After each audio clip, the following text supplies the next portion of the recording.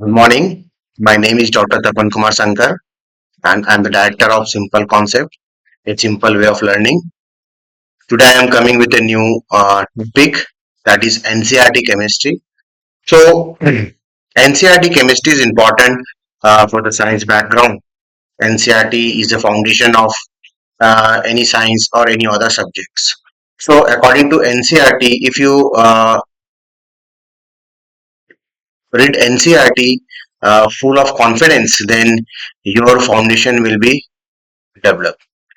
So NCRT is important not only for the 11th and 12th student, but it is also important for the Government of India exam like UPSC and CGL. Basically, in this videos, we have learned the NCRT chemistry. So NCRT chemistry जितने भी important topic है NCRT में हम वो सारे cover करेंगे. NCERT topic 11 12 के साथ साथ जितने भी एग्जाम होते हैं केमिस्ट्री रिलेटेड वो काफी इंपॉर्टेंट है. Nowadays, NCERT is a basic foundations of science. तो फर्स्ट ऑफ थिंग NCERT के चार बुक होते हैं. क्लास 11 के लिए दो बुक, क्लास 12 के लिए दो बुक. तो पहले हम क्लास 11 के जो पार्ट वन है उसमें कौन कौन से चैप्टर है we have to read out. First one is some basic concept of chemistry. इसमें हम केमिस्ट्री के इंपॉर्टेंस के बारे में पढ़ेंगे, मैटर ऑफ नेचर के बारे में पढ़ेंगे, प्रॉपर्टीज ऑफ मैटर के बारे में पढ़ेंगे, laws of chemical combinations, Dalton's atomic law, mole concept and molar concept and कुछ स्टोइकियोमेट्री केमिस्ट्री के बारे में पढ़ेंगे. सेकंड, हम यहाँ पे एटॉमिक स्ट्रक्चर के बारे में पढ़ेंगे, that is structure of atom. Atom की डिस्कवरी, सब पार्टिकल कैसे हुई, प्रोटॉन, इलेक्ट्रॉन, न्यूट्रॉन क्या है, किस तरह से एक थ्योरी लिमिटेशंस के बाद दूसरी थ्योरी जो एडवांस है, किस तरह से दूसरी थ्योरी ओवरकम करती है उसकी लिमिटेशंस के. तो एक पैटर्न वे से हम पढ़ेंगे लाइक समरफोल्ड के बाद बोर थ्योरी लाइक दिस. इस पैटर्न में हम पढ़ते रहेंगे और पूरी कंप्लीटली स्ट्रक्चर ऑफ एटम के बारे में पढ़ेंगे. Classification of element, periodic properties. Basically यहाँ हम जो पीरियोडिक टेबल के बारे में इंटरेस्ट पढ़ेंगे कि जो एलिमेंट है उसकी अरेंजमेंट क्यों इम्पोर्टेंट है, मॉडर्न पीरियोडिक लॉ क्या है, नोमेनक्लेचर कैसे होते हैं 100 के बाद जितने भी एलिमेंट है पीरियोडिक टेबल में, इलेक्ट्रॉनिक कॉन्फ़िगरेशन कैसे करते हैं, और atomic size, atomic radii, electronegativity, electron affinity का ट्रेंड क्या है, टॉप टू बॉटम और लेफ्ट टू राइट अगर पीरियोडिक टेबल में हम बात करें. तो बेसिकली इस चैप्टर में हम पूरे पीरियोडिक टेबल को विस्तार पे समझेंगे. Now again fourth is chemical bonding. अब chemical bonding and molecular structure जो है फोर्थ यूनिट है क्लास 11 का. इसमें हम बोल्स-लुईस लॉ पढ़ेंगे, केमिकल बॉन्डिंग पढ़ेंगे, आयनिक और कोवैलेंट बॉन्ड कैसे होता है, bond parameters like bond length, bond angle, bond distance क्या है, किससे कैसे वेरी करता है, उसका VBT that is valence bond electron पढ़ेंगे, हाइब्रिडाइजेशन पढ़ेंगे, एमओटी पढ़ेंगे, हाइड्रोजन बॉन्डिंग पढ़ेंगे. तो इस चैप्टर में बेसिकली केमिकल बॉन्डिंग से रिलेटेड जितने भी बेसिक कॉन्सेप्ट है हम उसको कवर करेंगे.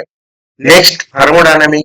थर्मोडायनेमिक के टर्म्स कौन कौन सी टर्म्स इंपॉर्टेंट है थर्मोडायनेमिक में, उसका एप्लीकेशंस क्या है, इंथैल्पी क्या है, एंट्रोपी क्या है, फ्री एनर्जी क्या है, कितने टाइप्स के इंथैल्पी होते हैं, गिब्स फ्री एनर्जी क्या है, ये पढ़ेंगे.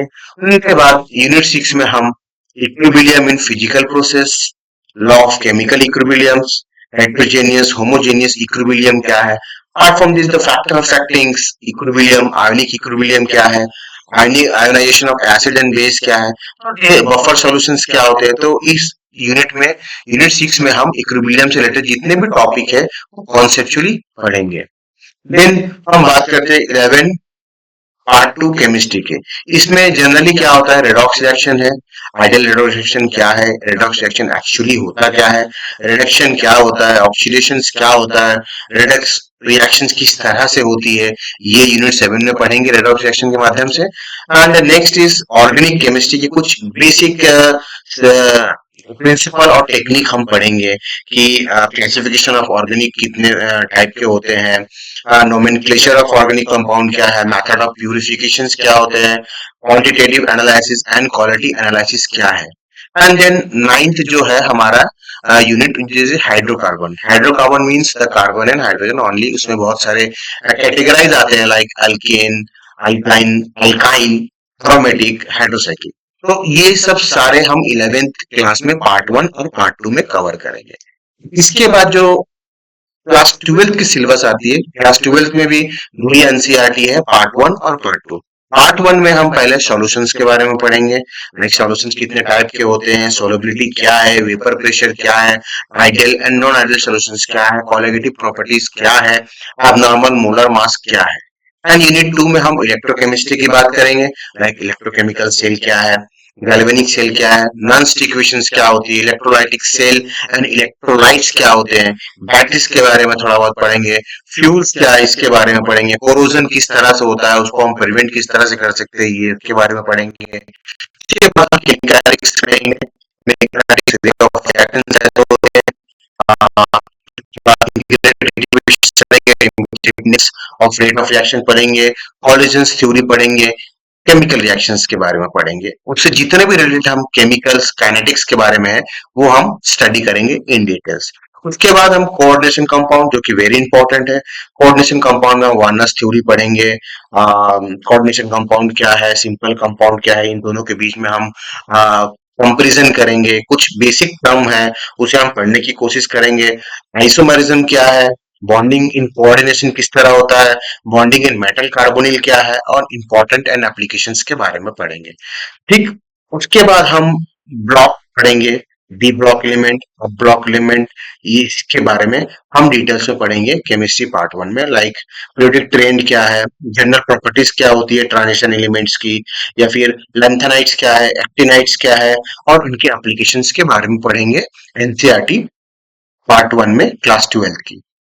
उसके बाद हम एनसीईआरटी पार्ट 2 जो स्टडी करेंगे, उसमें पहला होगा halo alkanes and halo arenes. These are basically for the organic background. उसके क्लासिफिकेशंस क्या है, नोमेनक्लेचर क्या है, नेचर ऑफ सीएक्स बॉन्ड कैसे है, किस तरह से हम हेलो अल्केन प्रिपेयर करेंगे, हेलो एरिन्स प्रिपेयर करेंगे, उनकी फिजिकल प्रॉपर्टीज क्या है, उनकी केमिकल प्रॉपर्टीज क्या है, और पॉलीहाइलोजन किसे कहते हैं। उसके बाद हम नेक्स्ट जो यूनिट 7th है उसमें हम अल्कोहल, फिनॉल और ईथर्स के बारे में पढ़ेंगे। पहले उसके क्लासिफिकेशन के बारे में पढ़ेंगे, देन नोमेनक्लेचर के बारे में पढ़ेंगे, उसके बाद कैसे हम फंक्शनल ग्रुप ड्राइव कर पाएंगे वो पढ़ेंगे, अल्कोहल्स और फिनॉल में कंपैरिजन करेंगे, और कुछ इंपॉर्टेंस अल्कोहल्स एंड ईथर्स के बारे में पढ़ेंगे। उसके बाद एल्डिहाइड एंड कीटोन्स, बेसिकली ये जो पार्ट 2 है केमिस्ट्री का, these are all about the organic chemistry. So class 12 में जो पार्ट 2 है उसमें बेसिक मैंने ज्यादातर ऑर्गेनिक आपको देखने को मिलता है। जैसे यूनिट 8 में aldehyde, ketones and carboxylic acids, nomenclature पढ़ेंगे उसके बारे में, and preparation of aldehyde and ketones पढ़ेंगे, फिजिकल प्रॉपर्टीज पढ़ेंगे, केमिकल प्रॉपर्टीज पढ़ेंगे, method of preparation of carboxylic acid पढ़ेंगे, उनकी फिजिकल प्रॉपर्टीज, उनकी केमिकल प्रॉपर्टीज, और यूज ऑफ कार्बोक्सिलिक एसिड पढ़ेंगे। मतलब यूनिट 8 में डिटेल्स में हम पढ़ेंगे aldehyde, ketones and carboxylic acids. उसके बाद अमाइंस के बारे में पढ़ेंगे, अमाइन का स्ट्रक्चर्स क्या होता है, क्लासिफिकेशंस क्या है, नोमेनक्लेचर क्या है, एंड फिजिकल प्रॉपर्टीज क्या है। देन मेथड ऑफ प्रिपरेशन पढ़ेंगे, डाइजेम सॉल्ट क्या है उसके बारे में पढ़ेंगे, उसके फिजिकल एंड केमिकल प्रॉपर्टीज पढ़ेंगे, इंपॉर्टेंस ऑफ डाइजेम सॉल्ट क्या है वो पढ़ेंगे, और कुछ सिंथेसिस ऑफ एरोमेटिक कंपाउंड के बारे में पढ़ेंगे। एंड लास्ट जो है बायोमोलिकुलर, उसमें हम कार्बोहाइड्रेट के बारे में पढ़ेंगे, उसमें प्रोटीन के बारे में पढ़ेंगे, एंजाइम्स के बारे में पढ़ेंगे, विटामिन के बारे में पढ़ेंगे, न्यूक्लिक एसिड के बारे में पढ़ेंगे, ना हार्मोन्स के बारे में पढ़ेंगे। तो बेसिकली ये हमारा एनसीईआरटी का जो सिलेबस है, NCERT chemistry class 11th and 12th, ये बहुत ही इंपॉर्टेंट है। Some people say that the NCERT is very difficult. Yes, it is difficult. When your concept is not clear, then definitely it is very difficult. If you are reading with the conceptually, everything is easy. But ये है कि आपको patience रखना होगा, आपको हर एक video को अच्छे से देखना होगा और साथ में पढ़ना होगा। उससे क्या होता है कि जैसे इस एनसीईआरटी में जैसे चैप्टर वाइज टॉपिक अलग अलग है, I try to make this different topics according to NCERT. So इससे क्या होगा कि हम एक यूनिट बेसिकली जब भी हम पढ़ने की बात करते हैं तो we are thinking about the organic, inorganic and physical. Definitely हम भी कुछ इसी प्रकार पढ़ेंगे. First we have to do some inorganic pick, then physical topic, and then lastly we have to convert into organic topic. लेकिन हमारा जो unit होगा वो एनसीईआरटी बेस होगा.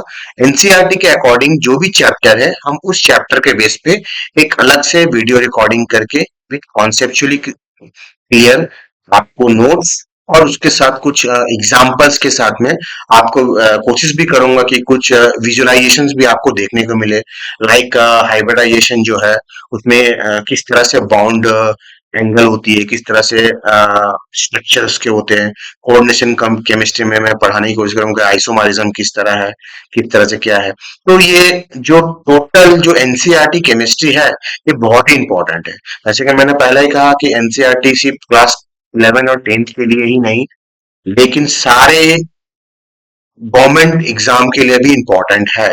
अगर आप केमिस्ट्री से रिलेटेड कोई भी एग्जाम देना चाहते हैं तो फर्स्ट आपको एनसीईआरटी के बारे में ही पढ़ना पड़ेगा, क्योंकि एनसीईआरटी आपका बेसिक है. अगर आपका बेसिक यानी फाउंडेशन स्ट्रांग हुआ तो आपकी केमिस्ट्री जो है वो और भी बेहतर होती जाएगी. तो I request you read carefully NCERT. जैसे कि आप देख रहे हैं कि मैंने जो जो भी बुक है एनसीईआरटी फ्री में अवेलेबल है वेबसाइट में. आप वहां से एनसीईआरटी की बुक पीडीएफ में डाउनलोड कर सकते हैं.